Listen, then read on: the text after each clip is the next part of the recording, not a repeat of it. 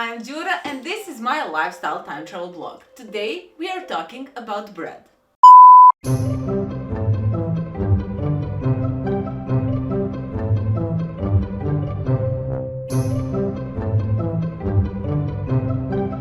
Bread is not only that beautiful loaf that you think about when you hear the word. No, there are several different types of bread and they can all be more or less categorized as pancakes, flatbread and a loaf or bread made from sourdough.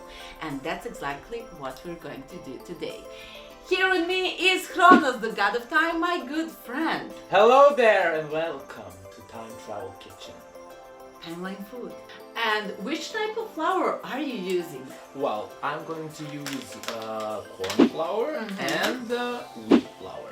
Okay, so corn flour for tortilla and wheat flour for sourdough bread, right? Exactly. Exactly. And that's the only thing possible.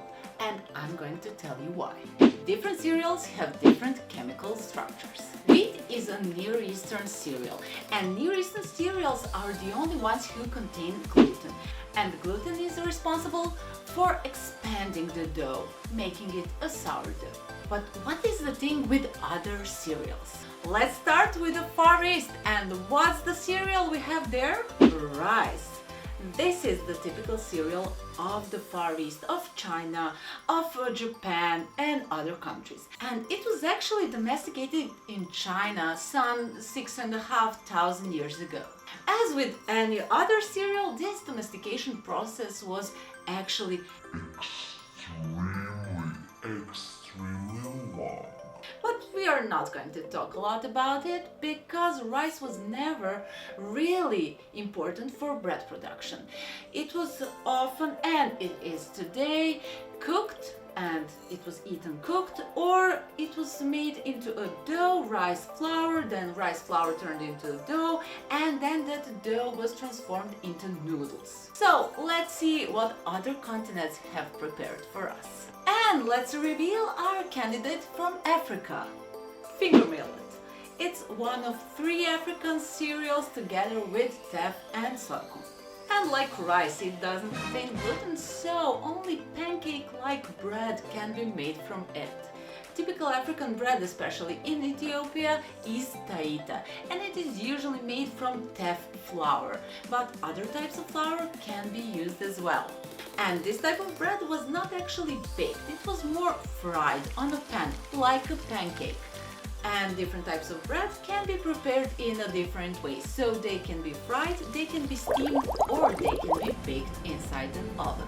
And taita, even though its dough cannot leaven, it can ferment. So by fermenting, it gets that spongy texture like a pancake. And as it is the situation with pancakes, we do not have dough, we have butter. You get butter when you mix flour with water and it is in a liquid state. It's not firm like a dough. And in order to get that delicious pancake-like butter, you have to ferment it. And they in Ethiopia usually did it by adding ersho.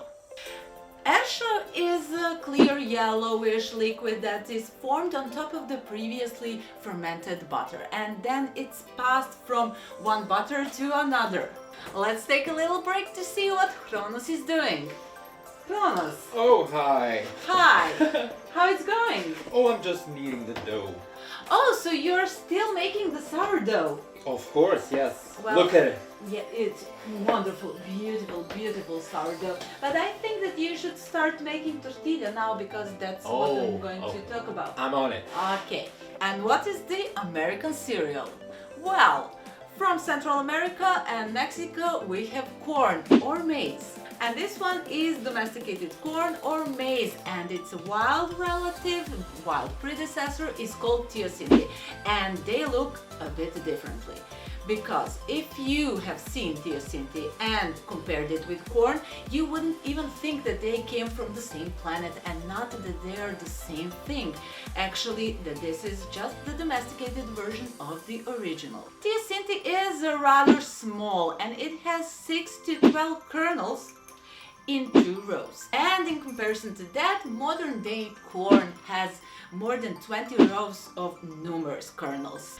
And this corn also doesn't contain gluten. So you can only make tortilla or other pancake or crepe-like bread from it. Even if you added yeast or some other leavening agent to it, it could not rise. That dough could not rise for the sake of it. And now let's get to my favorite cereal, which is wheat.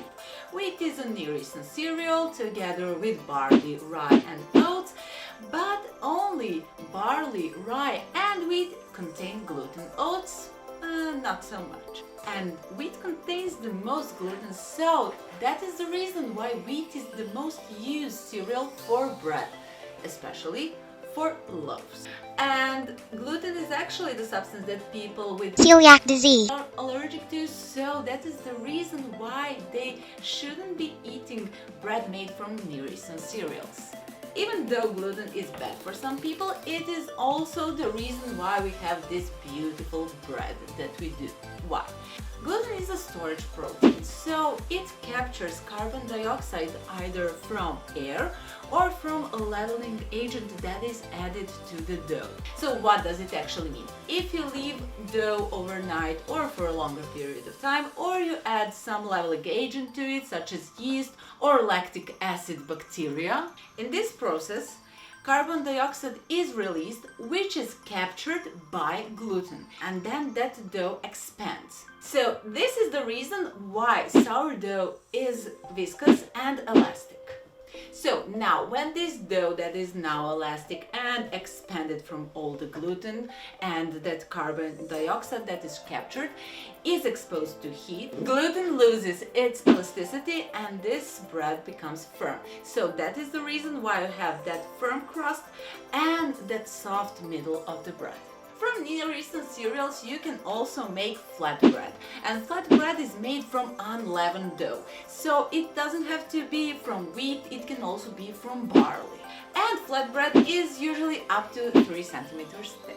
But the oldest bread was not actually made from domesticated cereals, it was made from the wild ones, and it was found in Jordan. It is more than 14,000 years old. And what is the difference between wild and domesticated cereals? Well, there are a lot of them, but the main one is this, the rachis. This is the part that holds grain together. So in wild Near Eastern cereals, these rachis are extremely brittle.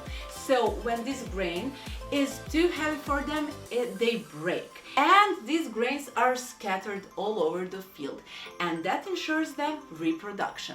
And men didn't like that because they wanted to control them. They wanted to control their reproduction. So they selected specimens with harder rachis so they could control them. And they cultivated those with harder rachis over time and time again that lasted for hundreds of years.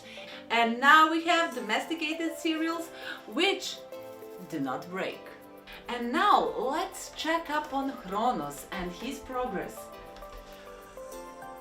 Hi! What's happening? What's happening? How far are you? Look at this wonderful texture.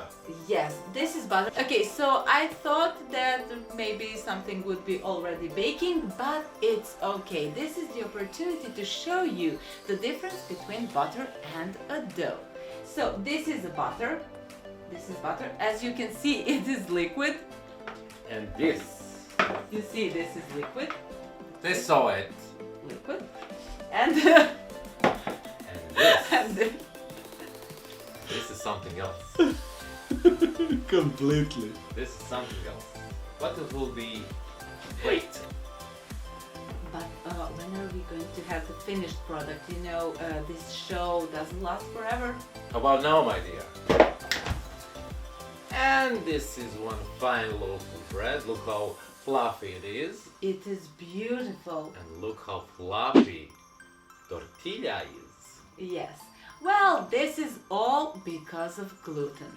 And this you can only get from the Near Eastern cereal. And this you can get from every cereal.